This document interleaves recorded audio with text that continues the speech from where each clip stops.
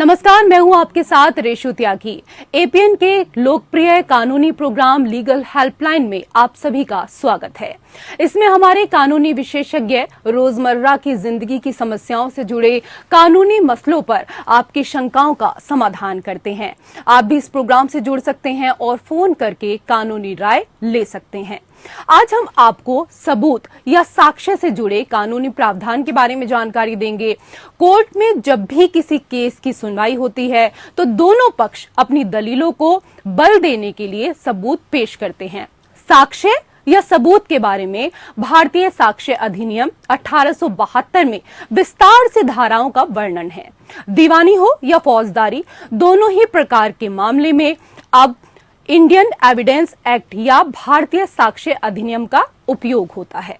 सबूत शब्द में वो सभी दस्तावेज शामिल हैं जिन्हें न्यायालय के समक्ष लाया जा सकता है और मामले के तथ्यों के बारे में अदालत को आश्वस्त किया जा सकता है। उन वादी जब अन्य व्यक्ति पर आरोप लगाता है या वाद दायर करता है, तब वाद दायर करने वाले व्यक्ति या आरोप लगने वाले व्यक्ति पर ही सबूत का भार होता है। ऐसे में सबूत की महत्वता बढ़ जाती है। मौखिक साक्ष्य में मामलों के तथ्यों के मामले के संबंध में गवाह द्वारा प्रस्तुत सभी बयान शामिल हैं, जबकि दस्तावेजी साक्ष्य में सभी दस्तावेज शामिल होते हैं, जिसमें इलेक्ट्रॉनिक रिकॉर्ड भी शामिल किए जाते हैं। तो ये थी कुछ बुनियादी जानकारी। सबूत से जुड़े तमाम पहलुओं पर विस्तार से जानकारी देंगे हमारे आज के कानूनी विशेषज्ञ अधिवक्ता राम नरेश यादव जी। यादव जी आपको सबूत से जुड़े तमाम नियम कानून की जानकारी देंगे, तो आप इस मसले पर हमें फोन कर सकते हैं और कोई भी राय लेना चाहते हैं तो आप हमें कॉल कर सकते हैं। कॉल करने के लिए ये दोनों नंबर आप डायल कर सकते हैं, 012061279337 और 012061279338। सबूत से जुड़ी कानूनी जानकारी के लिए आप इन दोनों नंबरों को डायल करें।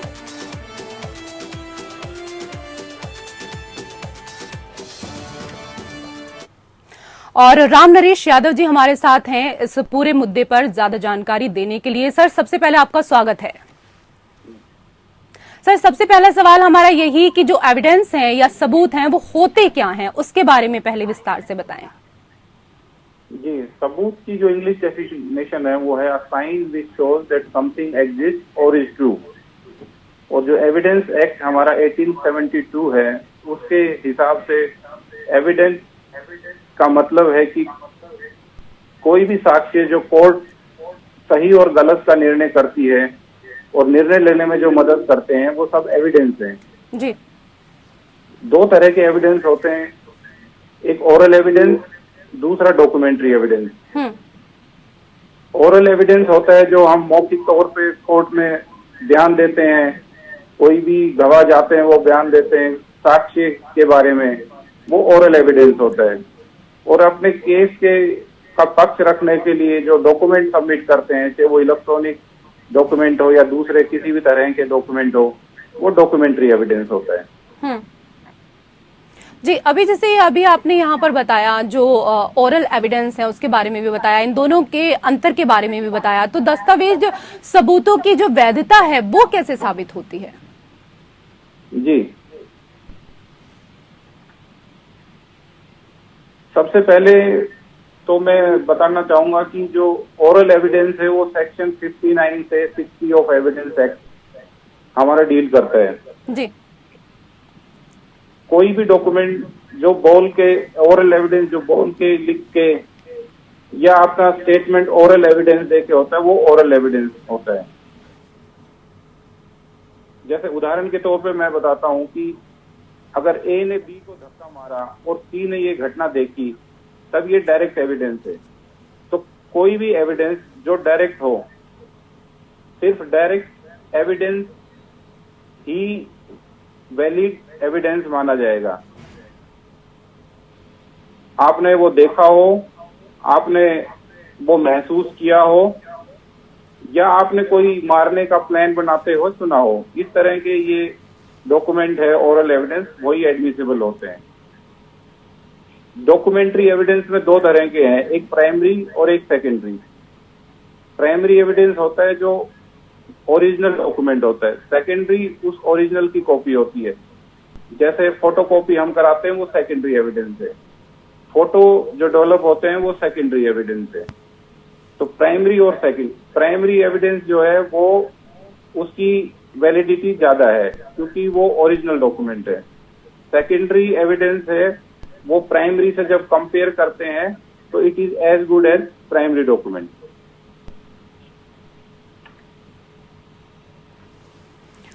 जी, तो अगला हम आपसे सवाल करें उससे पहले अपने दर्शकों को एक बार फिर हम यहाँ पर बता देते हैं कि आज के मुद्दे को लेकर अगर आप भी कोई राय लेना चाहते हैं, आपके मन में भी कई सवाल उठ रहे होंगे, तो इसके लिए आप भी कॉल कर सकते हैं। लगातार आपके टीवी स्क्रीन पर नंबर चल रहे हैं।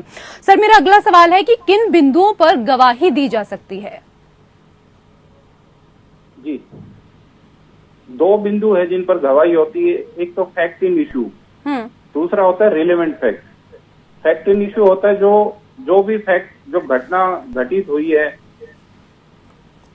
उसका जो भी फैक्ट है। जैसे किसी ने मर्डर किया है तो मर्डर कैसे हुआ है, किस वेपन से हुआ है, मर्डर का क्या कारण था, आसपास कौन थे और कहाँ चोट मारी है, पेट में मारी है, छाती में मारी है, हाथ पे मारी है, ये सब फैक्ट इन इशू है। और रिलेवेंट फैक्ट है जो भी उन फैक्ट इन इशू से रिलेट करता है वो सब रिलेवेंट फैक्ट है। जी, तो सिर्फ रिलेवेंट फैक्ट ही अलाउड है और fact in issue, in point पे ही इन्हीं बिंदुओं पर गवाही दी जा सकती है। जी, ये गवाही को लेकर हम जैसे यहाँ पर बात कर रहे हैं, तो ये भी बताएं कि अगर गलत गवाही कोई देता है तो उसके लिए क्या कुछ सजा का प्रावधान है? उसमें आईपीसी में 7 साल की कठोर कारावास का प्रावधान है। अगर कोई गलत गवाही देता है तो 7 साल की कैद हो सकती है। तो जो भी गवाही दें वो सोच समझ कर दें, गलत गवाही बिल्कुल भी ना दें। ये बहुत अच्छा पॉइंट आपने यहाँ पर बताया। अच्छा, गवाही कौन दे सकता है और क्या गवाहों की जो संख्या है वो निर्धारित भी होती है? जी, सेक्शन 118 एविडेंस एक्ट में बता रखा है कि कौन गवाही दे सकता है। जो भी व्यक्ति जिसको तथ्य की पूरी जानकारी है और वो कॉम्पिटेंट है गवाही देने के लिए, वो गवाही दे सकते हैं। लेकिन जैसे छोटा बच्चा जो अपना नाम या पिता का नाम या कोई भी जगह उसका सही तरीके से ना बता पाए तो वो गवाही देने में सक्षम नहीं है। दूसरा, कोई बहुत ही ज्यादा ओल्ड एज है, उनकी मानसिक स्थिति बिल्कुल सही नहीं है, वो भी गवाही नहीं दे सकते। या कोई भी मानसिक रूप से विकलांग व्यक्ति है या कोई ऐसी बीमारी से ग्रस्त है जो असक्षम है गवाही देने में, तो ये 3 तरह की कैटेगरी है जो गवाही नहीं दे सकते हैं। जी, इसके अलावा गवाही जो है वो किस क्रम में दी जाती है, इसको लेकर भी अगर आप थोड़ा डिटेल्स में बताएं तो। जी, एक मैं और आपको बता देता हूँ, जो गवाही के हैं नंबर ऑफ विटनेसेस सेक्शन 134 में बता रखा है कि ऐसा कोई निर्धारित नहीं है कि एक विटनेस होगा 2, जितने भी हो सकते हैं। मतलब उसमें कोई कानून कोई इसमें डिबार नहीं करता कि 10 गवाहें तो नहीं होंगे, कितने भी गवाह हो सकते हैं। दूसरा मैं बताना चाहूंगा किस ऑर्डर में गवाही होती है। सबसे पहले तो सेक्शन 137 एविडेंस एक्ट कहता है कि एग्जामिनेशन इन चीफ होगा, यानी कि जो भी रिलेवेंट फैक्ट है उसके बारे में गवाह अपनी गवाही देगा। उसके बाद गवाह की क्रॉस एग्जामिनेशन होगी, उनसे पूछे जाएंगे जो भी दूसरी पार्टी है अक्यूज साइड से है, उनसे वो सवाल करेंगे कंप्लेनेंट की तरफ से, वो क्रॉस एग्जामिनेशन होगा। फिर है री एग्जामिनेशन। जब क्रॉस एग्जामिनेशन के बाद हमें लगता है कि कोई पर्टिकुलर पॉइंट आ गया है किसी और गवाह के माध्यम से, तो हम किसी भी गवाह की री एग्जामिनेशन भी कर सकते हैं और उनसे पूछ सकते हैं कि ये जो पर्टिकुलर सवाल आया है उसके बारे में हम उसको क्रॉस एग्जामिन कर सकते हैं। जी रामनरेश जी, ये भी बताएं कि क्या किसी कॉन्ट्रैक्ट के कंटेंट जो होते हैं क्या उसके ऊपर भी गवाही दी जा सकती है? कॉन्ट्रैक्ट के कंटेंट के रिगार्डिंग सेक्शन 91 और 92 है जो हमें ये कहता है कि कॉन्ट्रैक्ट के कंटेंट पे गवाही ओरल एविडेंस एडमिसिबल नहीं होगा। सिर्फ हमें प्राइमरी एविडेंस देना है जो कॉन्ट्रैक्ट दोनों पार्टियों के बीच में हुआ है, सिर्फ उस एविडेंस की हमें प्राइमरी एविडेंस देना है, और अगर प्राइमरी अवेलेबल नहीं है तो उसका सेकेंडरी एविडेंस देना है। लेकिन कॉन्ट्रैक्ट के कंटेंट के रिगार्डिंग ओरल एविडेंस एडमिसिबल नहीं होगा, ये सेक्शन 91 और 92 कहता है। जी, अभी यहाँ पे आपने सेकेंडरी एविडेंस को लेकर बात की, तो उसको भी हम आपसे डिटेल्स में यहाँ समझना चाहेंगे कि आखिरकार जो सेकेंडरी एविडेंस है वो होता क्या है, वो क्या है, हमारे दर्शकों को समझाएं। जी, प्राइमरी एविडेंस जैसे उदाहरण के तौर पे मैं बताता हूँ, सीसीटीवी, आजकल हम सब वाकिफ हैं कि सीसीटीवी होते हैं। हाँ। तो सीसीटीवी की अगर हम डीवीआर को कोर्ट में प्रोड्यूस करेंगे जिसमें डिजिटल वीडियो रिकॉर्डिंग होगी तो वो प्राइमरी एविडेंस होगा, और उसको अगर हम सीडी फॉर्म में कोर्ट में सबमिट करेंगे तो वो उसका सेकेंडरी एविडेंस होगा, यानी कि उस प्राइमरी एविडेंस की कॉपी। जैसे हम फोटोकॉपी कराते हैं कोई भी डॉक्यूमेंट, सपोज बुक है, अगर बुक एक ही टाइम पे सारी प्रिंट हुई है तो वो सब प्राइमरी एविडेंस है, अगर उसकी हम फोटोकॉपी कराते हैं तो वो सेकेंडरी एविडेंस है। ऐसे ही हमारी सेल डीड है, सेल डीड प्राइमरी एविडेंस होगा, उसकी फोटोकॉपी अगर हमारे पास है वो सेकेंडरी एविडेंस है। जी, और secondary evidence will have to prove by some oral evidence. आप देख रहे हैं लीगल हेल्पलाइन, और आज हम बात कर रहे हैं सबूत या साक्ष्य से जुड़े कानूनी प्रावधानों को लेकर, और इस पर लगातार हमें जानकारी दे रहे हैं राम नरेश यादव जी। सर, मेरा सवाल आप यहाँ पर आपसे ये है कि जो डाइंग डिक्लेरेशन है बतौर सबूत कितना वैध होता है और कब इस पर सवाल खड़े होते हैं?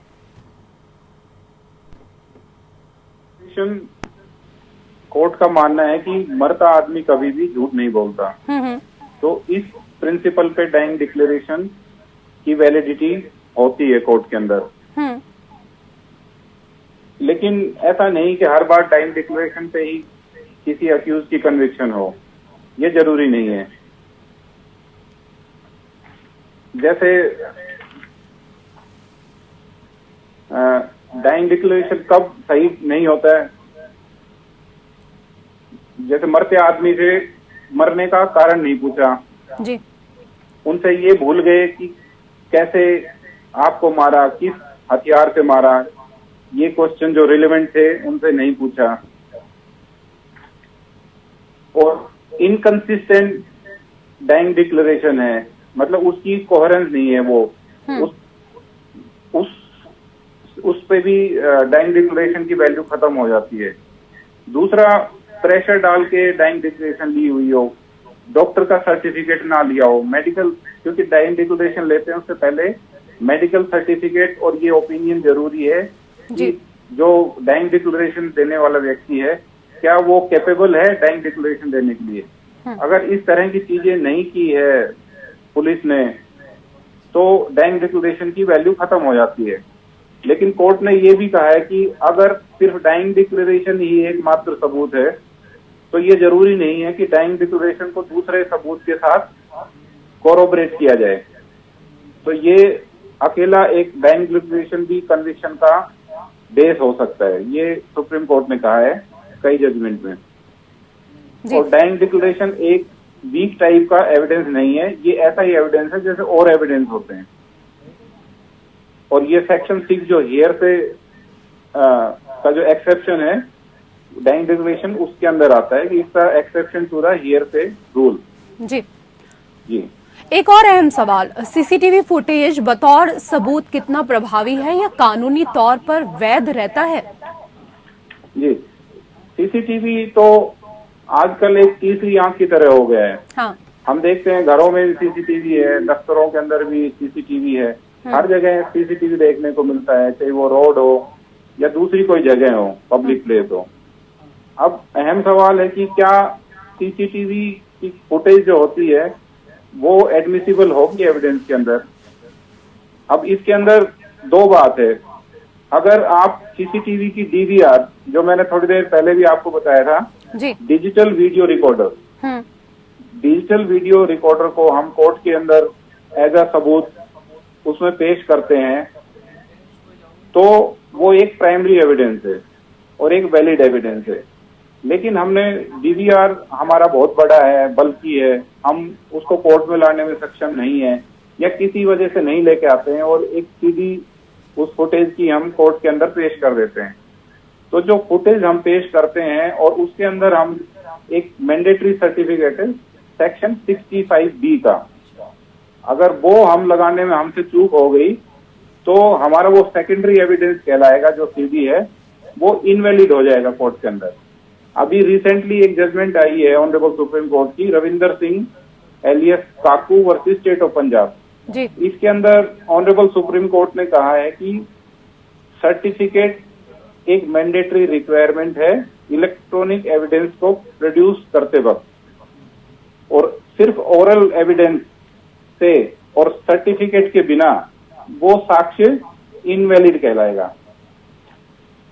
तो यूएसबी सीडी जो भी हम पेश करते हैं एज सेकेंडरी एविडेंस, तो मैंडेटरी है कि उसके साथ सर्टिफिकेट लगाया जाए। ये बहुत सी गलतियां हो रही हैं आजकल, ट्रायल कोर्ट में भी ध्यान नहीं देते हैं, फिर आते हैं वो खारिज हो जाते हैं। अच्छे केस होते हैं लेकिन सर्टिफिकेट के अभाव में उनको खारिज कर दिया जाता है, क्योंकि ये टेक्निकल चूक है जो काफी बार हो चुकी है, होती रहती है। जी सर, हम आपसे ये भी जानना चाहेंगे कि एफएसएल रिपोर्ट जो है वो क्या है और इसका क्या कुछ महत्व है? जी, एफएसएल फॉरेंसिक साइंस लैब हमें एक रिपोर्ट देती है। तो ये 3 टाइप की होती है। तो फॉरेंसिक बायोलॉजी, जिसमें हमें देखना होता है कि ब्लड सैंपल, सीमेन सैंपल, स्किन, हेयर, ये सब देखे जाते हैं उसके अंदर। दूसरा है फॉरेंसिक केमिस्ट्री, उसके अंदर टॉक्सिकोलॉजी, केमिकल क्या यूज हुआ है, क्या किसी व्यक्ति को जहर दिया गया है, दिया गया है तो वो कौन सा पॉइजन था, ये सब होता है। तीसरा होता है फिंगरप्रिंट एनालिसिस, उसमें देखते हैं कि जो फिंगरप्रिंट जो लिए गए हैं उसको मैच करते हैं। तो इससे पता लगता है कि ये 3 टाइप की होती है, फॉरेंसिक बायोलॉजी, फॉरेंसिक केमिस्ट्री और फिंगरप्रिंट एनालिसिस। इनसे हमें पता लगता है कि एनालाइज करते हैं हम, और वो जो रिपोर्ट सबमिट करते हैं उसके बेस पे ये देखा जाता है कि क्या इस पर्टिकुलर क्राइम में इस पर्टिकुलर व्यक्ति की जो अक्यूज बनाया गया है उसमें क्या उसकी कोई इन्वॉल्वमेंट रही है। और एफएसएल बिना एक्सपर्ट ओपिनियन के भी वैलिड डॉक्यूमेंट है।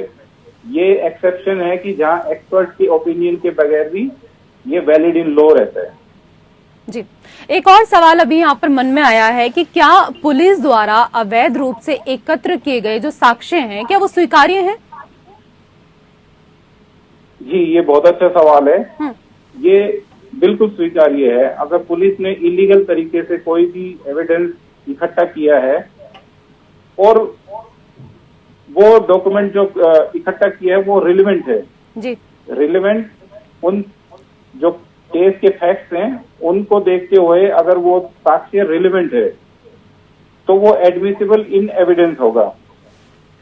मैं आपको बताता हूँ, state of Maharashtra versus Natwarlal Damodar Soni, ये निर्णय ऑनरेबल सुप्रीम कोर्ट ने दिया था। उसमें जो अक्यूज साइड से था उनका ये कहना था कि जी जो सर्च और सीजर किया है पुलिस ने वो इलीगल है और जो एविडेंस कलेक्ट किया है वो एडमिसिबल नहीं है कोर्ट में। लेकिन कोर्ट ने उसका निर्णय ये दिया था कि मान लिया सर्च इलीगल थी, लेकिन जो भी डॉक्यूमेंट है उनकी जो सीजर है, एडमिसिबिलिटी है, वो वैलिड है। तो जो भी डॉक्यूमेंट हम ये कलेक्ट करते हैं पुलिस वाले वो वैलिड इन लॉ है if the collected document are relevant. Sir, बहुत अच्छी जानकारी आप लगातार दे रहे हैं, समय का अभाव है, लेकिन चलते चलते एक और सवाल यहाँ दिमाग में आया है कि किन मामलों में अप्रत्यक्ष मौखिक साक्ष्य की अनुमति दी जाती है? जी, सेक्शन 6 एविडेंस एक्ट कहता है कि हेयर से एविडेंस की वो एक एक्सेप्शन है। हेयर से एविडेंस मान्य नहीं है, लेकिन सेक्शन 6 जो कि उसका एक एक्सेप्शन है उसके अनुसार ये मान्य होता है। जैसे उदाहरण के तौर पे कोई भी जैसे मैं उदाहरण देता हूँ कि सपोज बस स्टैंड पे काफी भीड़ इकट्ठी हो रखी सवारियां हैं, जी। वहाँ कोई व्यक्ति